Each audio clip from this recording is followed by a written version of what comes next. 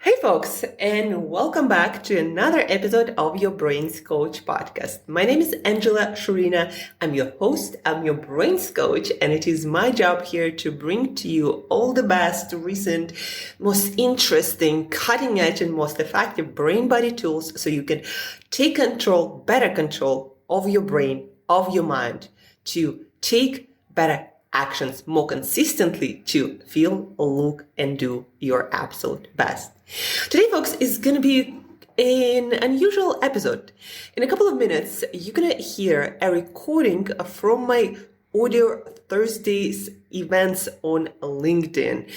Thursdays on LinkedIn dedicated to personal excellence and now to building the builders, for change makers, for people not satisfied with status quo, committed to making things better, to making a difference, creating an impact, a positive impact in this world.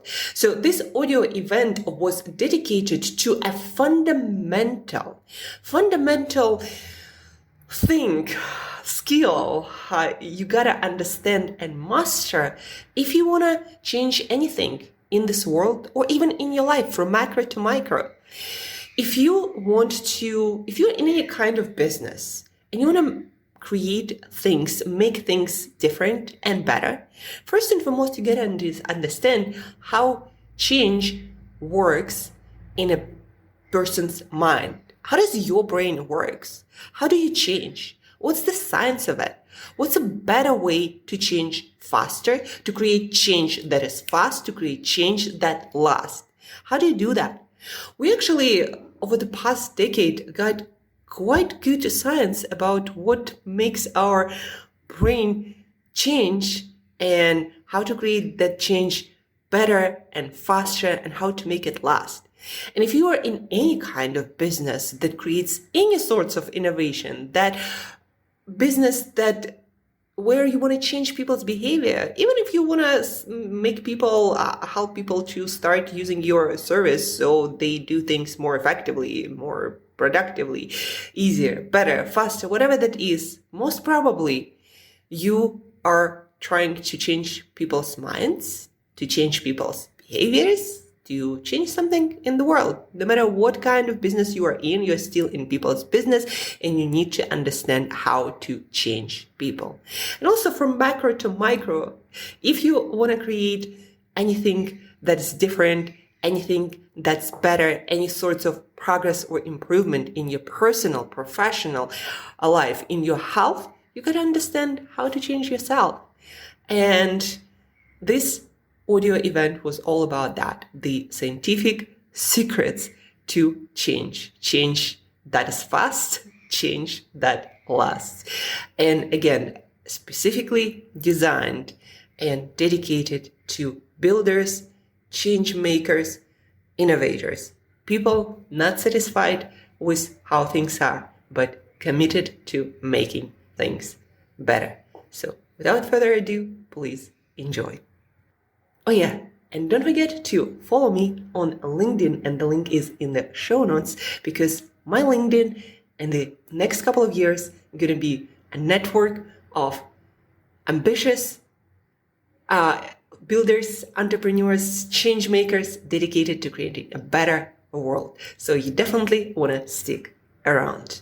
And now, please enjoy. Because this is the fundamental knowledge for anyone who in the business of changing people's behavior. And that's basically every single business out there. We're trying to change minds, change behavior, to change the world while doing business. So stay tuned. We're going to give it a couple more minutes. Change is fundamental to innovation, to entrepreneurship, to disrupting the status quo. In order to produce change, you got to understand how it works in people's brains. If you don't understand that, it's kind of like shooting into the dark, trying to hit a very precise target. Yeah, you might get lucky, but most probably you're gonna waste a lot of time, not really getting anywhere far. So stay tuned again.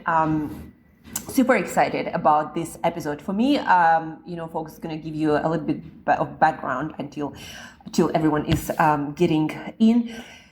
I've been working as a coach for the past 12 to 15 years of my career, and change is at the core of my work being a coach, helping people to change in the desired way and to make this change last.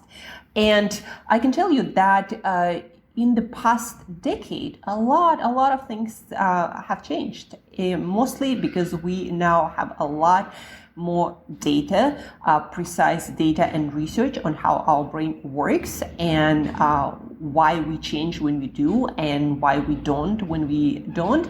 And then obviously, because of this research and because of this more precise data, we now have a lot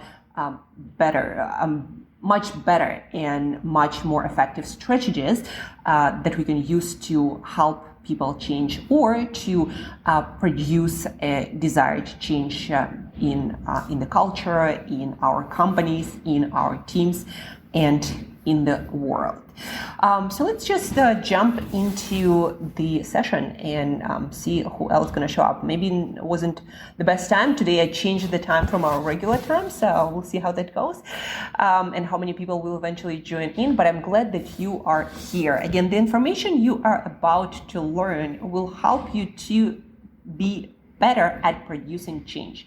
And that is a fundamental skill and knowledge that you need in order to create a successful business and change anything in the world. Malin Bondwe, welcome to another session. You are a regular. So let's begin. On today's session, you're gonna learn 3 core things about change. First, you're gonna learn why we resist change very often. Why people that you're trying to change very often are resistant to the change. Why it's so hard for them to change and accept new things instead of status quo and how things work. Today, you're going to learn how to decrease and remove as much of that resistance as possible.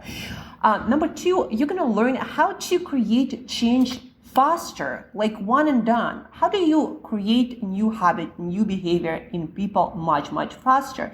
And there is a lot of variation in how many days and hours and attempts it's going to take for people to change their behavior. And today you're going to learn the shortcut, how you can make it much faster and easier.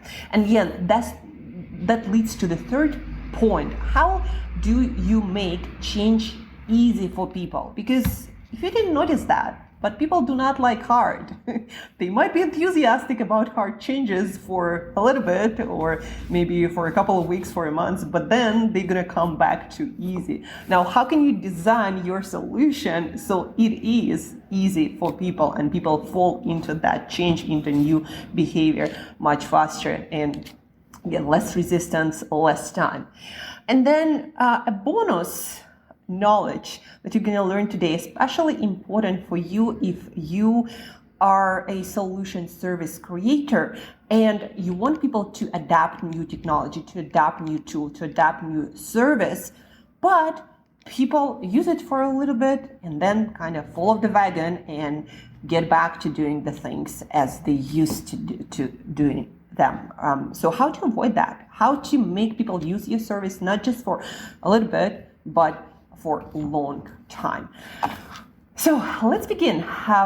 First I want to start with resistance and how to lower the resistance to change. Resistance that you might feel from people who you want to change. You want to give them better service, better tool, but they resist it. Like, why does it happen, and what can you do about it to lower it? As an innovator, as an entrepreneur, as someone who disrupts the status quo, bringing new ideas, you will feel very often a lot of resistance to seemingly better things. Like, why is that? Do you know why? Because your brain is a very good, great economist, actually. And whenever your brain considers any change, any behavior, your brain really fast, without your conscious awareness, calculates, okay, is it gonna mean that we're going to spend more energy, a lot more, or not so much. And whenever your brain perceives a bigger change that is harder to calculate when it comes to energy expenditure, your brain raises alarm. Actually, threat response is activated in your brain and then throughout your body. Your amygdala, fear center, gets activated. You get a stress, threat response throughout your body and your brain whenever your brain envisions bigger change. And that happens because, again, the change means change in energy expenditure, and your brain is not certain how much energy, and your brain always on the safe side, and so it overcalculates. And it happens evolutionary because your brain always tries to keep you alive, to keep you from dying, and energy is the currency of life.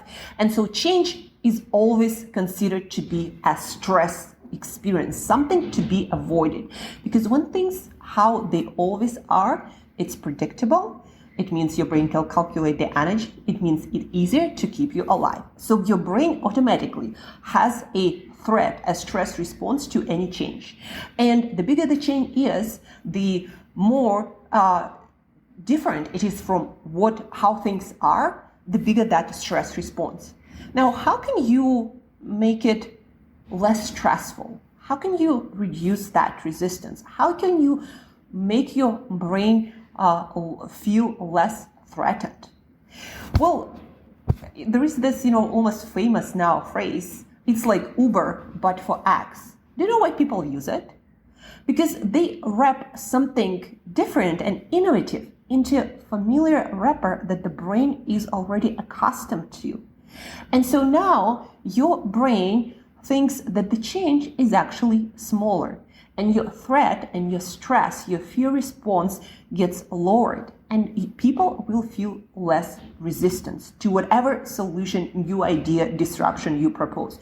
And folks, also remember that as an entrepreneur, innovator, disruptor of status quo, you're actually the minority.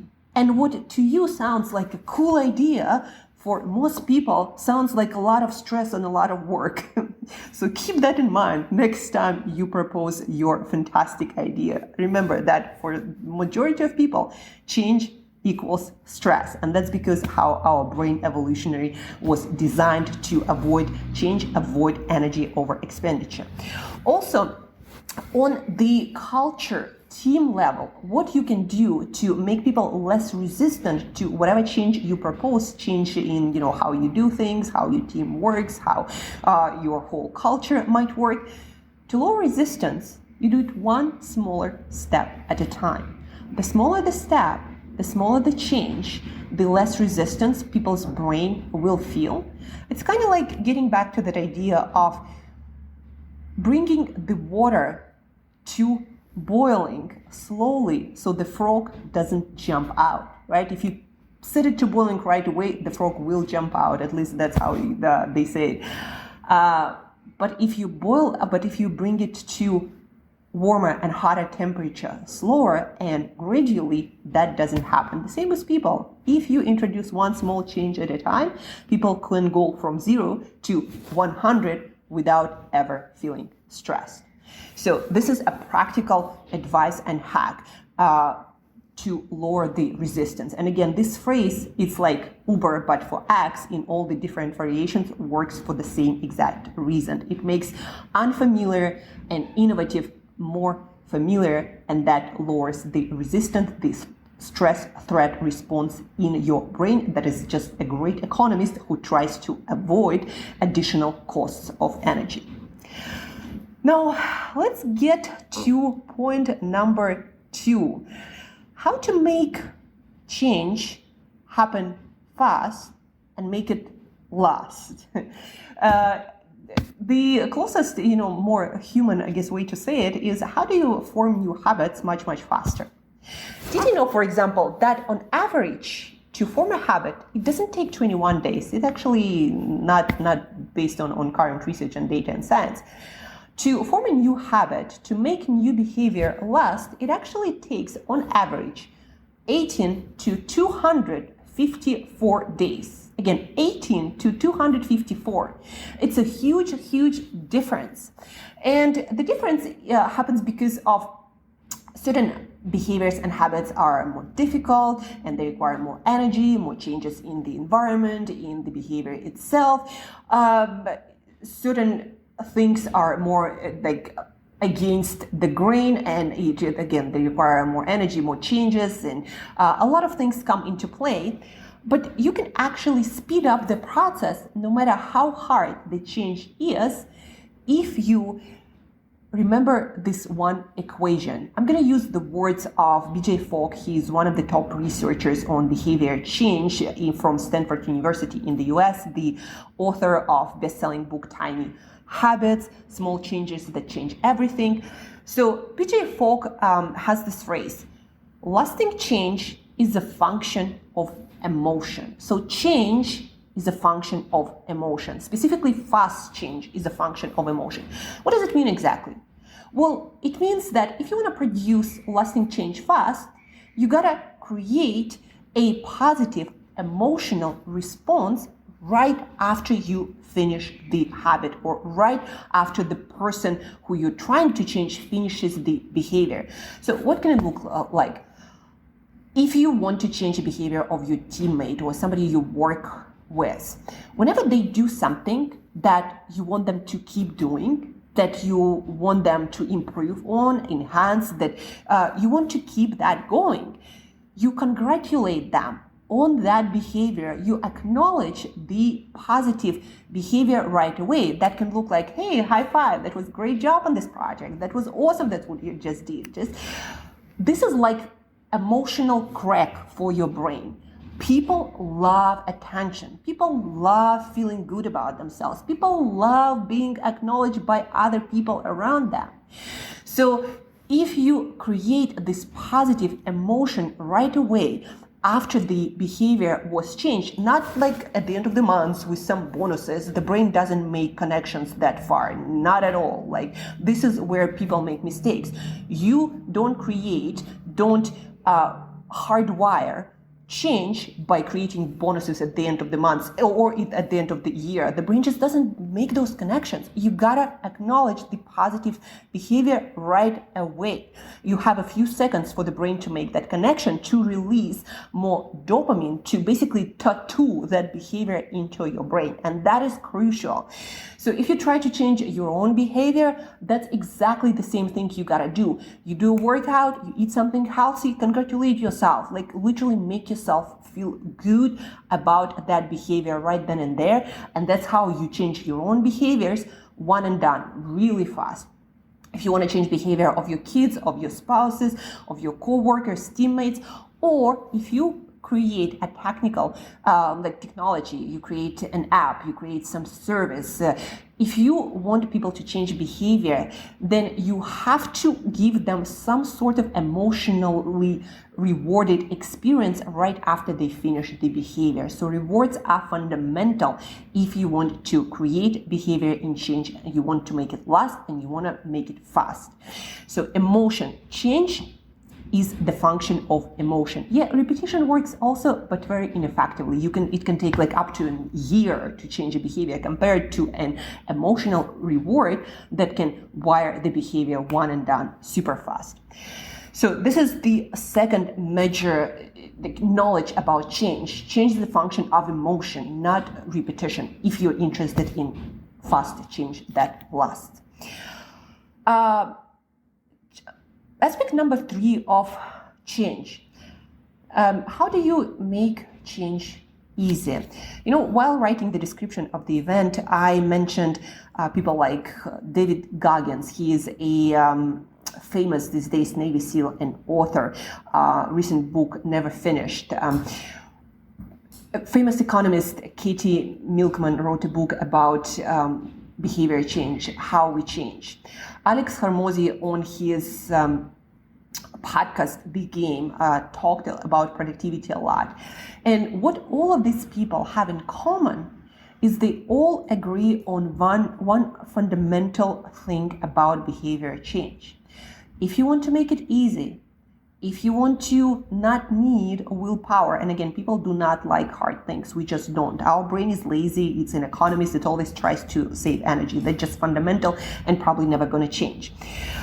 So what all these people, this behavior specialists agree on, from Navy SEAL to economist to an entrepreneur, is that if you want to make change easy, if you want to make it last, if you want to make it automatic, you have to change the environment first.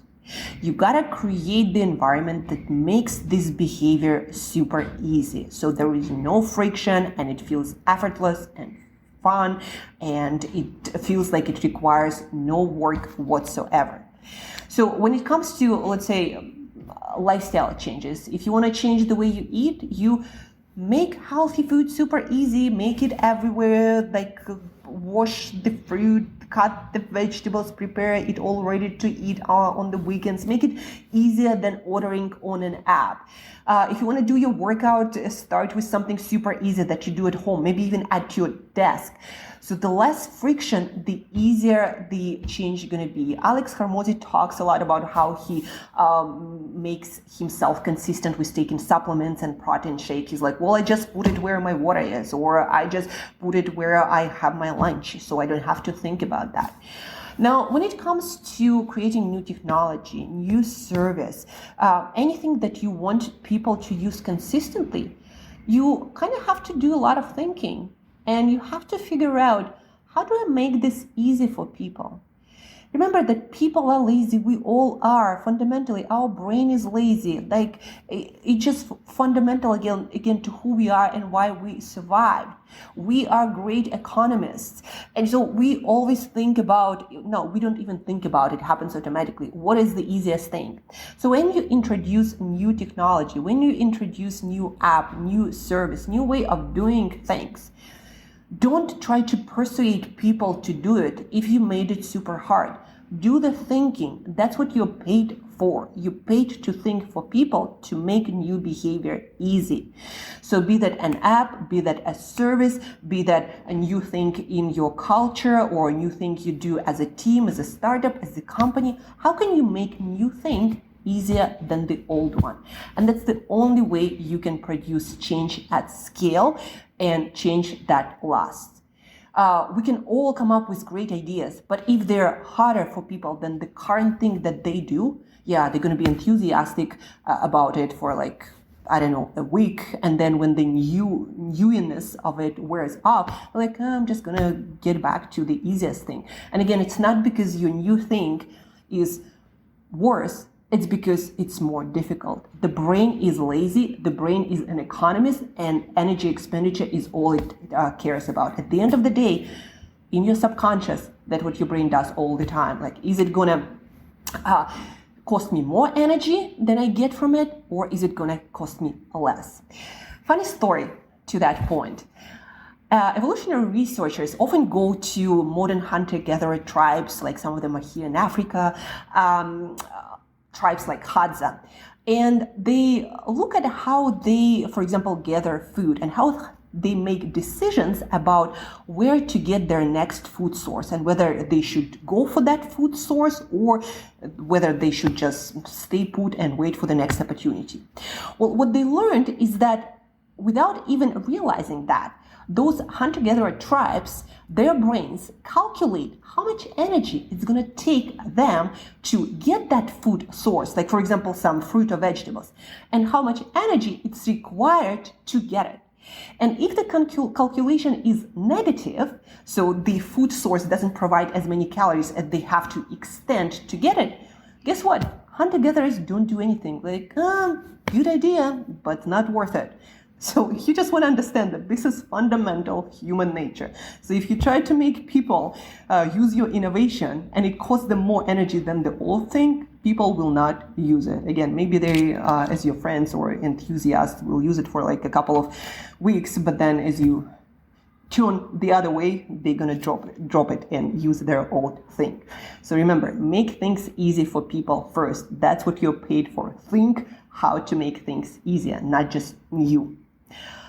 And now to the bonus material, how to make yourself and other people not to forget to use the new thing. Like, for example, you created new app for mindfulness, or you created a new service for productivity. Maybe it helps people to use email better, or it helps them to run project management better, right?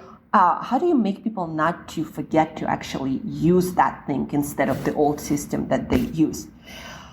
There is a very neat trick that works for everything. It works for lifestyle changes. I do it with all of my clients who I work with on lifestyle and dietary and fitness and recovery changes in their lifestyle. It works for any application that you can create, any service. It works for anything. That is a simple hack that will help you to help people not forget to use this new thing, or not to forget to do that new behavior. Maybe that, again, eating certain things, or taking supplements, or working out, or doing something work related in the project management flow. So what's the hack? The hack is to install a trigger, something that prompts people to do the behavior, new behavior, install it into the routine people already do. So let me give you a few examples to make it more clear. Like when it comes to lifestyle, when I work with clients, for example, very often entrepreneurs, business owners, they do not do good enough job with recovery. They good with like getting things done, productivity, etc., but recovery not that much. And so we often work on their recovery protocols. One of my favorite things to introduce into people's recovery protocols is foam rolling. Now, I'm not going to explain what foam rolling is, but it's not something that people would do naturally. And how do I make sure that they don't forget to do that, like among all the busy schedules and things that they already have to do and think about? Well, ask them, what's your night routine like? What do you do at night? Do you take a shower? Do you brush your teeth? Do you listen to the music? What are the things that you do at night? The reason why I ask them, I try to figure out, okay, what do they already do, and what is more like sequential and routine that they do no matter what. Usually it's something, like I take a shower, I brush my teeth, then I watch TV, etc.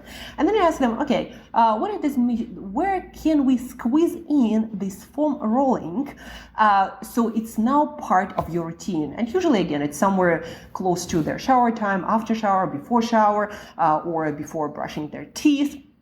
And then I tell them, okay, now put your foam roller right by where you brush your teeth, or right in front of your shower door. So whenever you about to take a shower, you remember that you are supposed to do that foam rolling. That is called hot trigger. And it's called hot because it's right when and where you need to perform the action. And why it works so well? Because now it's a part of the routine that you already do no matter what. You take your shower, you brush your teeth, and now it's just something else in the same routine that you're gonna introduce, and it's gonna become your natural thing that you do every single night very, very fast and easily, because again, it's a part of your routine, something that you already do. And after just a couple of trials, people tell me that they do it every time, they do it every day, and we don't usually have any problems with the compliance part of it. And back to what you might do, for example, if you design an application, if you design technology solution, or if you want to design behavior change in your team, or even maybe on a company level. So you got to figure out what people already do and what is their workflow. You got to observe people. You got to understand what is the most convenient way. Again, just simply understand what do people already do, and what is the way that can make this new solution a part of their routine. Now, back to, for example, if you created an app, a mindfulness app, first of all, if you partner with some other solution that your target audience already uses, and you make your app, your solution, an add-on to that, making it a part of their existing routine with that, again, with a different app or with a different service, you incorporate that into what they already do, that's going to be a huge accelerator of adoption of your app, of your technology.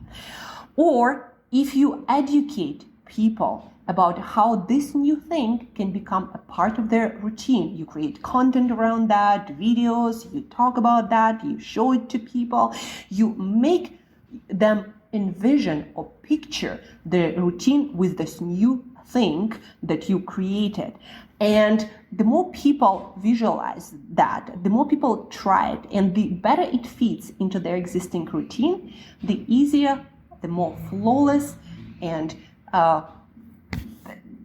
fast the adoption of your solution going to be. The hardest thing you can do is ask people to do a completely new thing at a completely different time on the top of their already busy schedules. That's like the worst way to introduce a new solution. You always want to connect it to something that people already do consistently. And this is the hack for making any solution, any app, any technology to be adopted really fast. So again, so people don't forget to use your service, don't forget to use your app, because it might be indeed an amazing thing that's going to change people's lives, that's going to change the world, that's going to create progress in some area. But if people simply forget to use it because they're too busy, they are too distracted, and this is the reality of things today, then your solution just doesn't have a chance to produce the change that it potentially can produce. To sum it up, we talked about a lot of very important things around change. We started with lowering the resistance of people to innovation, to any new ideas, to anything that can potentially change their lives for the better.